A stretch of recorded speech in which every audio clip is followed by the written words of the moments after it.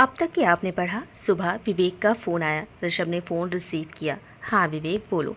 यार ऋषभ, आज तुम्हें कुछ घंटों के लिए ऑफिस आना ही पड़ेगा। क्यों? आज फाइनल मीटिंग है ना, और तेरा होना यहाँ ज़रूरी है। ऋषभ कहता है ठीक है, मैं आता हूँ।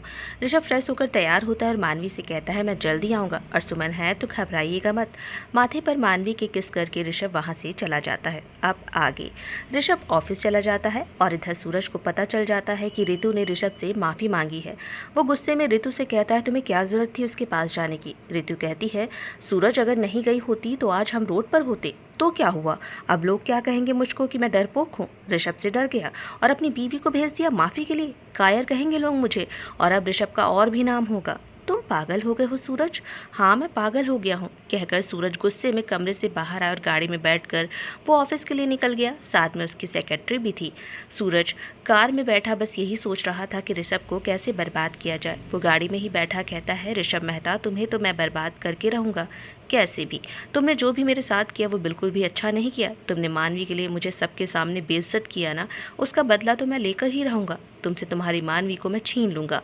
मानवी अब मेरी होकर रहेगी, चाहे उसके लिए मुझे कुछ भी क्यों ना करना पड़े, पर कैसे। तभी सेक्रेटरी बोली सर रहने दीजिए, ऐसा मत कीजिए, अभी तो आपकी वाइफ ने सब सही किया है। सूरज उसे गुस्से से घूरते हुए कहता है तुम मेरे साथ रहकर उसकी तरफदारी कर रही हो।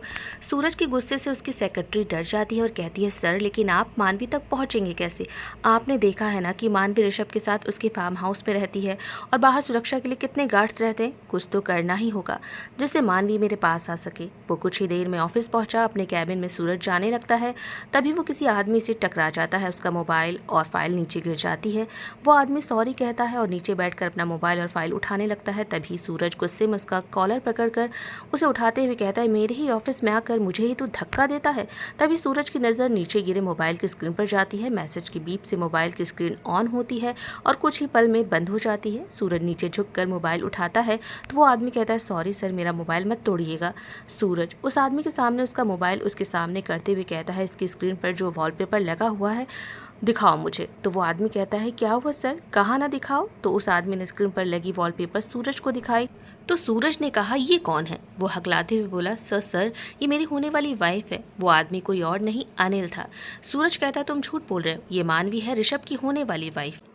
अनिल कहता है सर ये आप क्या कह रहे हैं, आप मानवी को कैसे जानते हैं, और ये ऋषभ कौन है? सूरज कहता है मानवी ऋषभ की सेक्रेटरी थी, अब वो और ऋषभ दोनों शादी करने वाले हैं। इस लड़की का नाम मानवी ही है ना? हाँ सर मानवी ही नाम है इसका, पर वो पता नहीं कहाँ है। बहुत ढूंढा उसे, जहाँ जॉब करती थी वहाँ भी अब नहीं आती, अपने फ्लैट में भी नहीं रहती है। कई लोगों से पूछा पर सभी कहते हैं कि उसने जॉब छोड़ दी है। ठीक है चलो तुम मेरे कैबिन में। फिर अनिल सूरज के पीछे उसके कैबिन में आता है। सूरज कुर्सी पर बैठते हुए कहता है बैठ जाओ। अनिल बैठ जाता है और डरते हुए कहता है सर बात क्या है ये तो बताइए, और आप मानवी को कैसे जानते हैं कुछ तो बताइए। तो सूरज कहता है तुम कैसे जानते हो मानवी को, और तुम यहाँ क्या कर रहे हो मेरे ऑफिस में? सर मैं जॉब इंटरव्यू के लिए आया था, जब मैं इंटरव्यू के लिए गया तो सभी ने कहा कि ये जॉब आपको नहीं मिल सकती है। सूरज हंसता है और कहता है तुम्हें जॉब मिल गई, और वो भी मेरी असिस्टेंट की। पर सर परवर कुछ नहीं, मानवी के बारे में जो भी तुम जानते हो वो सब मुझे बताओ, और सब कुछ मानवी के बारे में बताने के लिए ही तुम्हें ये जॉब भी मिल रही है, और साथ ही बहुत ढेर सारे पैसे जो तुमने कभी सपने में भी नहीं देखे होंगे। अब बताओ जो भी तुम मानवी के बारे में जानते हो सारी बात मुझे बताओ। अनिल पैसे के लालच में आकर मानवी के बारे में सब बता देता है सूरज को। तो सूरज शैतानी मुस्कुराहट के साथ कहता है तुम भूल जाओ मानवी को, वो सिर्फ मेरी है, और अब तुमको मेरा एक काम करना पड़ेगा। मानवी को कैसे भी करके उस ऋषभ मेहता से दूर कर उसे मेरे पास लाना होगा। बोलो मंजूर है तुम्हें? जी सर मैं पूरी कोशिश करूँगा। कोशिश नहीं, मुझे मानवी चाहिए तो चाहिए। अनिल घर जाता है और अपनी माँ को मानवी और सूरज के बारे में सब बताता है। तो अनिल की माँ कहती है अभी कुछ ही दिन हुए और उसके इतने भयानक दुश्मन हो गए हैं। माँ अब समझ नहीं आ रहा है कि क्या करूं, और पता नहीं मानवी कोई ऋषभ मेहता से शादी कर रही है। अनिल की माँ बोली होगा वो भी कोई बड़ा ही आदमी। खैर तुम्हें क्या करना है बेटा, इन सब से दूर रहो, जाने दो मानवी को। माँ आप ये कैसी बातें कर रही हैं? मेरे ही घर में रही और मुझसे छुप कर वो किसी और से शादी कर रही है, ये मुझे बर्दाश्त नहीं है माँ। बेटा हाँ पैसों का लालच है हमें, लेकिन बेटा पता नहीं वो आदमी मानवी से कैसी दुश्मनी निकाले। और संतोष जी तो अब दुबई में ही रहते हैं, और फिर भी वो तेरा मेरा खर्चा भेजते हैं। अपने पैर पर कुल्हाड़ी मत मार, कहीं और नौकरी देख लो। और बेटा तेरे पापा के जाने के बाद तुम ही मेरा सहारा हो। ये लोग बड़े लोग हैं, अगर कुछ भी उल्टा सीधा किया तो सारा इल्ज़ाम तेरे पर डाल देंगे। और वो लोग अपने पैसे पावर से खुद को बचा लेंगे। नहीं माँ, मानवी को सबक सिखाकर ही रहूंगा, कहकर अनिल वहां से चला जाता है। इधर मानवी और ऋषभ सारी मुसीबतों से अनजान थे। ऋषभ ऑफिस में था और मानवी घर में, पर दूर होकर भी पास थे दोनों। मानवी अपनी प्यारी दोस्त मैना से ऋषभ के बारे में ही बात करती और हंसती, और ऋषभ भी मीटिंग में तो था, पर उसके दिल दिमाग में मानवी ही बसी हुई थी। दोनों के प्यार का एहसास दोनों के लिए ही बहुत खूबसूरत था। पर इधर सूरज अनिल के साथ मिलकर साजिश रच रहा था। मानवी और ऋषभ इस साजिश से बेखबर अपने ही प्यार में खोए हुए थे। विवेक की शादी भी नज़दीक आ चुकी थी। ऋषभ ऑफिस से दोपहर में आते ही मानवी से कहता है, मानवी चलिए जल्दी तैयार हो जाइए, चलते हैं शॉपिंग पर। मानवी कहती है, अभी तो कुछ ही दिन हुए हैं शॉपिंग के, अब फिर से क्यों? मानवी, वो तो नॉर्मल कपड़े हैं आपके, अब विवेक की शादी है तो शॉपिंग करनी तो बनती है ना। आप भी ना ऋषभ, इतने अच्छे कपड़े को नॉर्मल बोल रहे हैं। ऋषभ मानवी के पास जाता है और उसके गले में अपनी दोनों बाहें डालते हुए कहता है, मानवी आपके पास किसी चीज़ की कमी नहीं होनी चाहिए। ऋषभ, किसी चीज़ की कोई कमी नहीं है मुझे। ठीक है, पर चलेंगी आप शॉपिंग पर, समझी?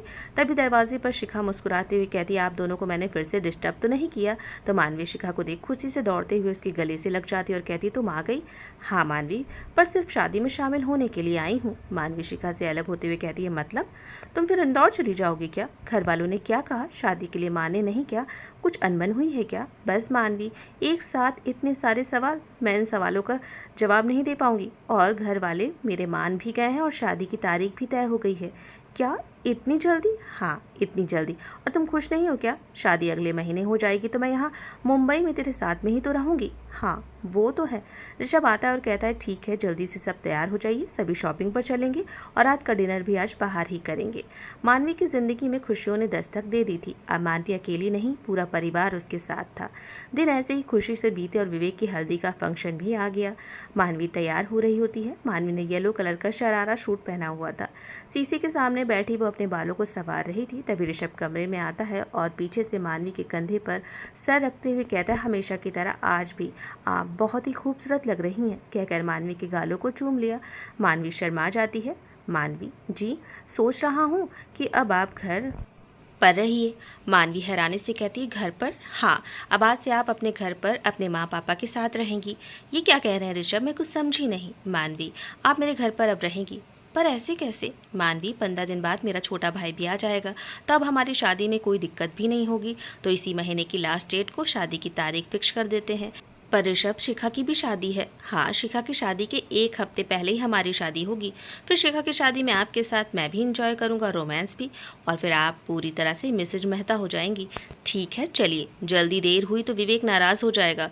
पर मैना, वो हमेशा आती है यहाँ, मैं नहीं रहूँगी तो उसे बुरा लगेगा। ठीक है, मैना को भी अपने घर ले चलेंगे, पर वो जगह उसके लिए अनजान होगी ऋषभ।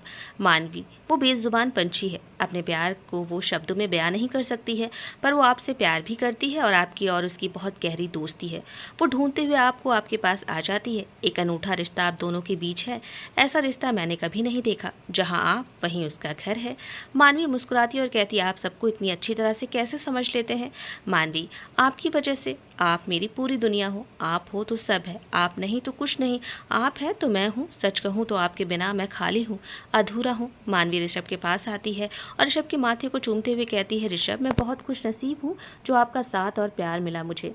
फिर सभी घर से बाहर गाड़ी के पास आते हैं। वैसे ही मैना मानवी के कंधे पर आकर बैठ जाती है तो ऋषभ कहता है, देखा मानवी, आपने, इसे भी पता चल गया कि आप यहाँ से जा रही हो। मानवी मुस्कुराती है और मैना को लेकर गाड़ी में बैठ जाती है। शिखा भी आकाश के साथ आती है। सभी गाड़ी में बैठकर विवेक के घर के लिए निकल जाते हैं। इधर सूरज अनिल को फ़ोन करता है। अनिल फ़ोन रिसीव करता है। हेलो जी सर। देखो अनिल, मानवी आज विवेक की हल्दी के फंक्शन में आएगी। तुम जल्दी से तैयार हो और मेरे घर आ जाओ। यहीं से विवेक के घर चलेंगे और तुम मानवी से बात करोगे और उसे किसी भी तरह बाहर लेकर आओगे अकेले। उसके बाद सारा काम मेरे आदमी देख लेंगे, कहकर सूरज फ़ोन रखता है और हंसते हुए कहता है, ऋषभ तुम्हारा खेल खत्म। कुछ घंटों में सभी हल्दी फंक्शन में पहुंचते और सभी मेहमान भी आ चुके थे और अब हल्दी का फंक्शन भी शुरू हो गया था। सूरज भी ऋतु और अपने असिस्टेंट अनिल के साथ आता है। अंदर जाने से पहले ऋतु कहती है, शांत रहना और किसी से कोई बहस मत करना। इतना सब कुछ होने के बावजूद भी इन्होंने हमें बुलाया है तो सोच समझ कर कोई काम करना। पर सूरज पर तो बदला लेने का भूत सवार था। वो किसी भी हद से अब गुजर सकता था। सभी बारी बारी से विवेक और अनिका को हल्दी लगाते हैं, फिर सभी नाच गाने में बिजी हो जाते हैं। तभी ऋषभ की नज़र सूरज और उसके साथ खड़े अनिल पर पड़ती है, तो वो अनिल को देखते ही कहता है, ये यहाँ क्या कर रहा है। वो आकाश को बुलाता है और कहता है, आकाश पता करो ये अनिल सूरज के साथ यहाँ क्या कर रहा है। मानवी की नज़र भी अनिल पर पड़ती है, तो वो अनिल के पास आती है और कहती है, तुम यहाँ क्या कर रहे हो अनिल। अनिल कहता है, मैं तो अपने बॉस के साथ आया हूँ, पर तुम यहाँ क्या कर रही हो मानवी, और बिना बताए तुम कहाँ गायब हो गई थी। तभी ऋषभ मानवी को अनिल से बातें करते हुए देखता है, तो ऋषभ गुस्से में अनिल के पास आता है और मानवी से कहता है, आप जाइए यहाँ से। मानवी कहती है, क्या हुआ ऋषभ, आप इतने गुस्से में क्यों हैं। कहा ना मानवी, आप जाइए यहाँ से। अनिका आती है और कहती है, भाई भाभी आप दोनों यहाँ क्या कर रहे हैं, चलिए ना साथ में डांस करते हैं। और अनिका मानवी और ऋषभ का हाथ पकड़कर स्टेज पर लेकर आई और सभी स्टेज पर डांस करने लगे। अनिल तो मानवी और ऋषभ की नज़दीकियों को देखकर हैरान था। नाच गाने के बाद मानवी ऋषभ को एक साइड लाती है और कहती है, क्या हुआ, आप अनिल को देखकर इतने गुस्से में क्यों थे। मानवी, अनिल सही नहीं है, वो तुम्हें नुकसान पहुंचा सकता है। आप भी ना ऋषभ, बचपन से उसके साथ रही हूँ। हाँ लालची है वो, पर उसने कभी मुझे कोई नुकसान नहीं पहुँचाया है, तो सिर्फ बात तो कर सकती हूँ ना मैं उससे। तभी आकाश आता है और कहता है, सर ये अनिल सूरज का असिस्टेंट है। क्या। हाँ सर। आकाश, मुझे तो कुछ गड़बड़ लग रही है, तुम सूरज और इस अनिल पर नज़र रखो। ऋषभ आप भी ना। मानवी, मैं आपको लेकर कोई रिस्क नहीं ले सकता हूँ। ठीक है, पर आप साथ रहिएगा ना। मैं चाची जी के बारे में तो पूछ लो, कैसी हैं वो, आखिर उन्होंने मुझे बड़ा किया है। ठीक है चलिए। फिर मानवी ऋषभ के साथ अनिल के पास आती है और अनिल से कहती है, चाची जी कैसी हैं अनिल।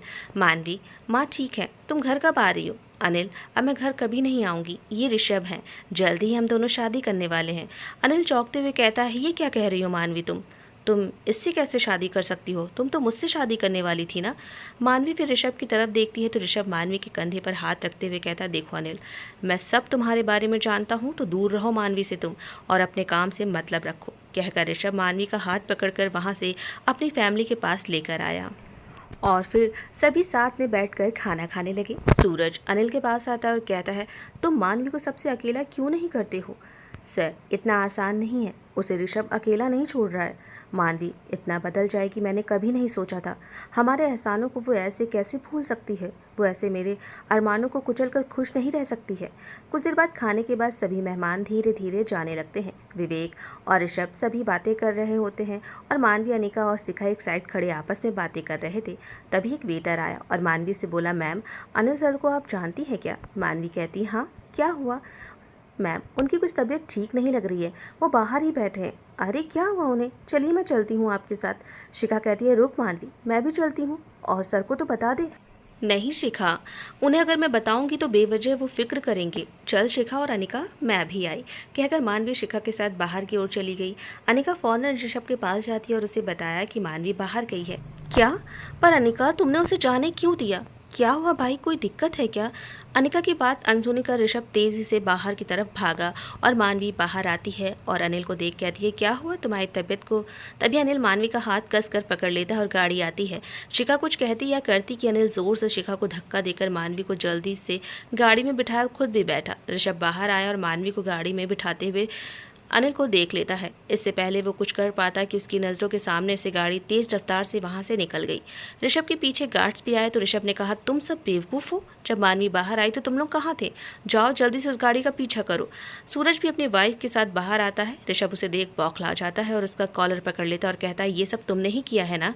सूरज हंसता और कहता है, वो लड़की है ही ऐसी, कैरेक्टरलेस, कोई पुराना आशिक होगा, भाग गई होगी उसके साथ, या फिर उसी ने उसका किडनैप कर लिया होगा। कुछ और कहता सूरज के ऋषभ उसके मुंह पर जोर से मुक्का मारता है। वो लड़खड़ाता है और अपने होठों को हाथों से छूता है। ऋषभ के मुक्के से उसके मुंह से खून निकल रहा था। सूरज कहता है, मैंने कुछ नहीं किया, मैं तो पार्टी में था। विवेक फौरन पुलिस को फ़ोन करता है और अपने आदमियों से कहता है, इतनी सुरक्षा होने के बाद इतनी बड़ी गलती कैसे हुई तुम सबसे। सर बाहर एक वेटर आया था, उसने बोला कि आप सबको खाने के लिए सर कह रहे हैं, तो हम सभी अंदर आ गए। शिखा कहती है, हाँ सर, हमारे भी पास एक वेटर ही आया था। ऋषभ गुस्से में कहता है, ढूंढो उस वेटर को, पर वो वेटर कहीं नहीं मिलता है। सभी मेहमान भी अब चले जाते हैं, पुलिस भी आ चुकी थी। सूरज कहता है, ठीक है अब मैं चलता हूँ, भगवान से प्रार्थना करूँगा कि आपकी मानवी आपको मिल जाए। फिर सूरज वहाँ से चला जाता है तो विवेक कहता है, तूने उसे जाने क्यों दिया, ये सब इसी का काम है। जानता हूँ इसीलिए जाने दिया, और अपने गार्ड से कहो कि सूरज पर नज़र रखें। इधर मानवी अनिल का ये रूप देख हैरान थी। वो कहती है, अनिल तुम पागल हो गए हो क्या? जाने दो मुझे। तुम्हारी हिम्मत कैसे हुई मुझे ऐसे किडनैप करने की? तभी अनिल जोर का थप्पड़ मानवी को मारता और कहता है, मेरे और मेरी माँ के एहसानों को भूल गई तुम? अब तेरी शादी मुझसे ही होगी, तुझे बर्बाद कर दूंगा मैं। कौन सा एहसान अनिल? मेरे अंकल ने तुम्हें इसके लिए पैसे दिए थे, हिसाब बराबर। और अनिल मत करो ये सब, तुम खुद बर्बाद हो जाओगे। मैं तुम्हारे भले के लिए कह रही हूँ। ऋषभ को पता चला तो वो तुम्हें जान से मार देंगे। चाची जी के बारे में तो सोचो अनिल। अनिल मानवी के गालों पर दोबारा से तमाशा मारते हुए कहता है, बंद करो अपनी बकबक। और फिर उसे एक आदमी नशे का इंजेक्शन देता है और कुछ ही देर में मानवी बेहोश हो जाती है। इधर ऋषभ मानवी को पागलों की तरह ढूंढ रहा था। ऋषभ अचानक से गाड़ी रोकता और विवेक से कहता है, कहाँ होगी मेरी मानवी? कुछ होगा तो नहीं ना मानवी को? उसे कुछ हुआ तो मैं मर जाऊंगा। विवेक कहता है, ऋषभ मानवी को कुछ नहीं होगा, जल्दी हम उसे ढूंढ लेंगे। इधर सूरज दूसरे नंबर से अनिल को कॉल करता है और कहता है कि ऋषभ ने तुमको मानवी को ले जाते हुए देख लिया है। तो अनिल कहता है, देखने तो मुझे किसी का डर नहीं है। पागल हो गया है क्या तू? उसे छूना मत, वो सिर्फ मेरी है। और अभी उसे मेरे पुराने गोदाम में लेकर जाओ।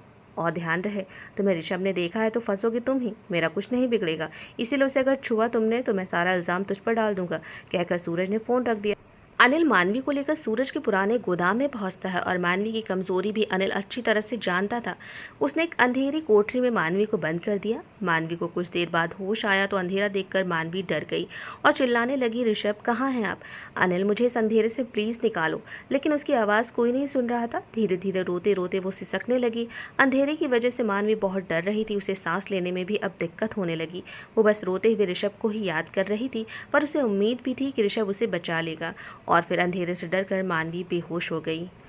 इधर ऋषभ कहता है, बहुत हुआ। ऋषभ ने आकाश को फ़ोन किया। आकाश ने फ़ोन रिसीव किया। जी सर। आकाश अपने आदमियों को लेकर सूरज के घर पहुंचो, कहकर ऋषभ ने फ़ोन रख दिया और फिर अपनी गाड़ी सूरज के घर की तरफ मोड़ दी और कुछ ही देर में सूरज के घर के पास गाड़ी रोकी। गाड़ी से नीचे उतरा ऋषभ। आकाश भी गार्ड के साथ पहुंच चुका था। सूरज के गार्ड्स ने भी ऋषभ को रोकना चाहा, पर ऋषभ के साथ इतने आदमी थे कि ऋषभ को अंदर जाने से कोई नहीं रोक पाया। बेल बजी तो सूरज ने दरवाज़ा खोला तो ऋषभ ने उसे एक जोर की लात उसके पेट पर मारी और वो नीचे गिर गया। और गार्ड सूरज को उठाकर सोफे पर बिठाते हैं और उसके सर पर बंदूक लगा देते हैं। सूरज कहता है, ये क्या बदतमीजी है? ऐसे मेरे घर में तुम कैसे घुस गए? अंजाम बहुत बुरा होगा ऋषभ। ऋषभ इस वक्त बेहद गुस्से में था। वो कहता है अपने गार्ड से कि जाओ इसकी बीवी को भी लेकर आओ। गार्ड्स ऋषभ के ऑर्डर के कहे मुताबिक उसकी बीवी को भी नीचे लेकर आते हैं और वहीं सोफे पर बिठा देते हैं। सूरज गुस्से में कहता है, तुम्हें शर्म आनी चाहिए ऋषभ, एक औरत के साथ ऐसा व्यवहार करते हो? शर्म तो तुम्हें आना चाहिए सूरज। और मुझे आज ज़्यादा बात नहीं करनी है, बस बताओ मेरी मानवी कहाँ है? मुझे नहीं पता ऋषभ। ओके तो तुम्हारी बीवी को जान से मार देता हूँ। तो अब औरतों पर हाथ उठाओगे ऋषभ तुम? ऋषभ गुस्से में सूरज के सर पर बंदूक रखते हुए कहता है, हाँ मेरी मानवी बताओ कहाँ है? पर सूरज चुप रहता है तो ऋषभ वहीं रखे फल की टोकरी में से चाकू उठाकर रितु के हाथ पर एक कट लगा देता है। रितु दर्द से चिल्लाती है और कहती है, सूरज प्लीज़ अगर मानवी के बारे में कुछ भी जानते हो तो बता दो ऋषभ को। पर सूरज फिर भी चुप रहता है। ऋषभ कहता है, ठीक है मत बताओ, तुम्हारी वाइफ और बच्चे को मैं जान से मार दूंगा। कहकर जैसे ही पेट के पास ऋषभ चाकू लगाता है तो सूरज चिल्लाते हुए कहता है, नहीं मेरी बीवी और बच्चों को कुछ मत करना, मैं बताता हूँ कहाँ है वो। मानवी को अनिल मेरे पुराने वाले गोदाम में ले गया है। ऋषभ अपनी जेब से फ़ोन निकालता और डॉक्टर्स को फ़ोन लगाता और डॉक्टर को सूरज के घर आने को कहता है। और सूरज का कॉलर पकड़ विवेक, आकाश और कुछ गार्ड्स के साथ तेज़ी से घर से बाहर आकर गाड़ी में सूरज को बिठाता है और सूरज से बोलता है, गोदाम का रास्ता ड्राइवर को बताते चलो। सूरज ड्राइवर को गोदाम का रास्ता बताने लगता है। विवेक कहता है, इतना गुस्सा किसकी वाइफ जख्मी कर दिया? तो ऋषभ ने गुस्से में कहा, जब बात मेरी मानवी की आएगी तो मैं किसी की भी नहीं सोचूंगा, किसी भी हद तक चला जाऊंगा, सबको बर्बाद कर दूंगा। वहीं अंधेरी कोठरी का दरवाज़ा अनिल खोलता है और मोबाइल से टॉर्च चलाकर देखता है तो मानवी नीचे बेहोश लेटी हुई थी। अनिल मानवी के पास जाता है और उससे टच करने लगता है। मानवी को होश आता है तो उसे महसूस होता है कि कोई उसे गंदे तरीके से छू रहा है। मानवी जल्दी से उठकर बैठती है तो देखती है टॉर्च जलाए हवस भरी नजरों से अनिल उसे ही देख रहा था। मानवी कहती है, ये क्या कर रहे हो तुम अनिल? अनिल कहता है, बस आज रात तो मेरी, फिर अब कभी तुम उस ऋषभ के पास नहीं जाओगी। कहकर उसके और नज़दीक जाता है तो मानवी जोर से धक्का देकर उठकर खड़ी हो जाती है और अनिल को गुस्सा आता है। वो उठकर खड़ा होता है और उसके पास आकर उसके बालों को पकड़ते हुए कहता है, अब तुम्हारे पर कट गए चिड़िया। देखो अनिल तुम गलत कर रहे हो। कहकर मानवी ने अनिल को धक्का दिया और वो फिर नीचे गिर गया। अनिल फिर उठा और हाथों में टॉर्च लिए उसके आगे बढ़ रहा था और मानवी डर से पीछे हट रही थी और फिर जाकर दीवार में सट गई। अनिल उसके करीब जैसे ही आया, जोर की लात मानवी ने उसे मारी तो एक बार फिर नीचे गिर गया ज़मीन पर। अनिल और उसके हाथ से मोबाइल नीचे गिर गया। मानवी जैसे आगे बढ़कर मोबाइल उठाने जाती है तो अनिल उसका हाथ पकड़ लेता है और मानवी को जोर से उसके गाल पर थप्पड़ मारता है और उसके बाल पकड़ उसका सर दीवार पर लड़ा देता है और कहता है, तू मुझे मारेगी? फिर अनिल बेल्ट निकालता है और जैसे ही मानवी की तरफ बेल्ट लेकर आगे बढ़ता है कि दरवाज़ा जोर से खुलता है और कुछ लोग चलकर अंदर आते हैं। अंधेरे की वजह से सभी गार्ड्स अपने मोबाइल का टॉर्च जलाकर खड़े हो जाते हैं। ऋषभ दरवाजे के पास आता है और सामने अनिल को बेल्ट लिए खड़ा देख ऋषभ गुस्से में पागल हो जाता है। अनिल सबको देख डर से मानवी को छोड़ देता है। मानवी ऋषभ को देखती है तो फौरन दौड़कर वो ऋषभ के पास आती है और उसके सीने से लग जाती है। ऋषभ अपने गार्ड से कहता है, इसे अपने फार्म हाउस लेकर चलो। ऋषभ मानवी से कहता है, मानवी आप ठीक है ना? मैं आ गया हूँ, आप घबराइए मत। विवेक कहता है, ऋषभ मानवी बेहोश हो गई है। तो ऋषभ ने मानवी को अपनी गोद में उठाया और कार में लेकर वहाँ से निकल गया। मानवी ऋषभ के बाहों में लेटी हुई थी। ऋषभ उसकी धड़कनों को चेक करने लगा जो काफ़ी धीमे चल रही थी और उसकी सांसें बहुत कम थी। मानवी के सर से खून बह रहा था। वो उसे हॉस्पिटल ना ले जाकर अपने घर ले जा रहा था। उसके घर में पहले ही सारा इंतजाम कर दिया गया था। ऋषभ जब अपने घर पहुंचा तो मानवी को अपनी बाहों में लेकर अपने घर की ओर दौड़ा और एक कमरे में जाकर उसे बेड पर लेटाया। वहाँ विवेक और ऋषभ, अनिका, सभी की फैमिली मौजूद थी। उन्होंने डॉक्टर्स को भी बुला लिया था। ऋषभ चिल्लाते हुए सबसे कहता, जितने भी जेंट्स हैं सभी बाहर जाए, यहाँ सिर्फ लेडीज रहेंगी। ऋषभ की माँ कहती है, हाँ बेटा तुम बाहर जाओ, हम सब हैं मानवी के पास। ऋषभ कमरे से बाहर आता और डॉक्टर्स मानवी का इलाज शुरू कर देते हैं। ऋषभ बस गुस्से में कमरे के बाहर चक्कर लगा रहा था। ऋषभ खुद को शांत करने की पूरी कोशिश कर रहा था लेकिन बार बार ऋषभ के दिमाग में अनिल का चेहरा घूम रहा था। जब तक वो मार नहीं देता अनिल को उसे चैन कहाँ था, क्योंकि मानवी की हालत उससे बर्दाश्त नहीं थी। ऋषभ विवेक से कहता है, अनिल को फार्म हाउस ले गए हो ना? हाँ वो वहीं पर है ऋषभ। ठीक है, क्या करने वाले हो तुम ऋषभ? पर ऋषभ खामोश रहता है तो विवेक डर से कहता है, तुम उसे जान से मार दोगे क्या ऋषभ? हाँ मार दूंगा विवेक, उसे मैं जान से मार दूंगा। उसने मेरी मानवी को छुआ कैसे? उस पर हाथ उठाया। ऋषभ अनिल को पुलिस को सौंप दो, उसे वो लोग देख लेंगे। नहीं विवेक, उस अनिल को तो मैं अपने हाथों से मारूंगा। बस जल्दी से मेरी मानवी को होश आ जाए, उसके बाद अनिल का फैसला मैं खुद करूंगा।